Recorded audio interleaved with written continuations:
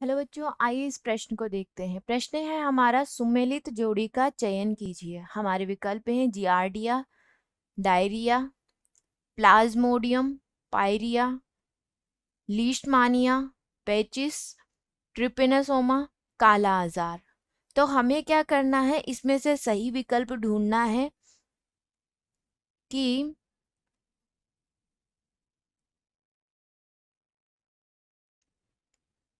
किसकी वजह से कौन सा रोग होता है। तो सबसे पहले बात करते हैं हम प्रश्न की मुख्य अवधारणा के बारे में।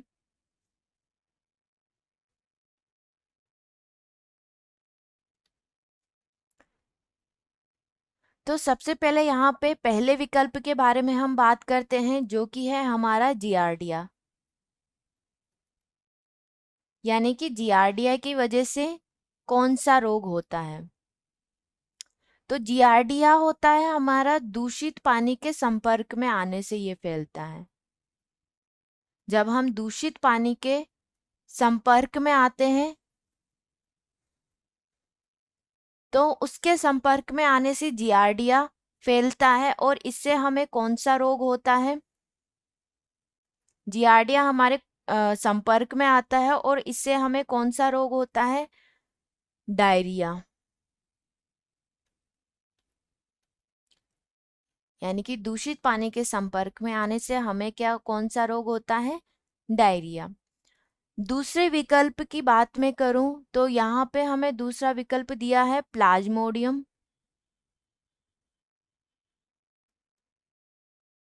यानी कि प्लाज्मोडियम की वजह से कौन सा रोग फैलता है। तो प्लाज्मोडियम को हम मलेरिया परजीवी भी बोलते हैं।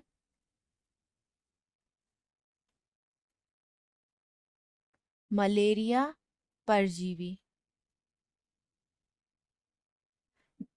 और मलेरिया परजीवी की वजह से कौन सा रोग फैलता है, मलेरिया।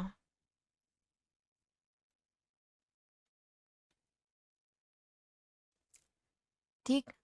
अब यहाँ पे अगर मैं बात करूं तीसरे विकल्प के बारे में, जो कि है लीशमानिया।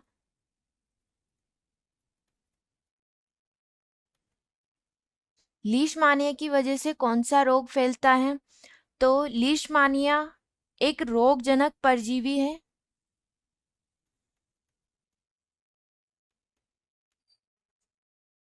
रोगजनक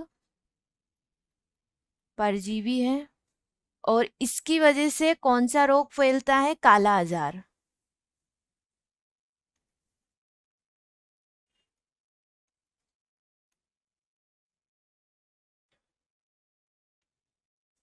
काला आजार रोग। हमारा चौथा विकल्प है ट्रिपेनोसोमा।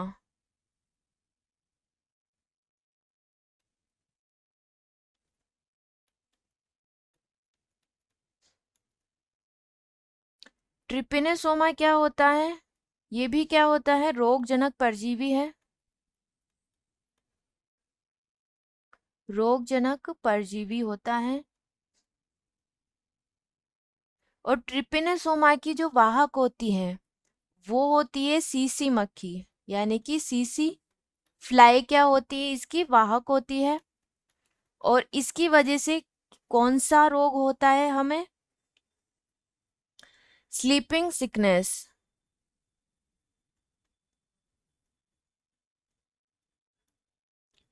कौन सा रोग होता है, स्लीपिंग सिकनेस।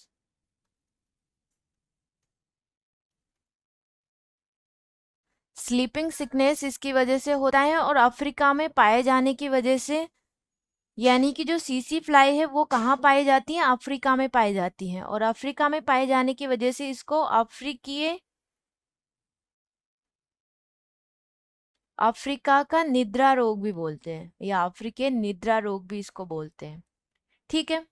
तो यहाँ पर सही विकल्प क्या होगा हमारा, कि जीआरडीआई की वजह से क्या होता है, डायरिया होता है। तो ए क्या हो जाएगा, हमारा सही विकल्प हो जाएगा। आशा करती हूँ आपको ये समझ में आया होगा। धन्यवाद।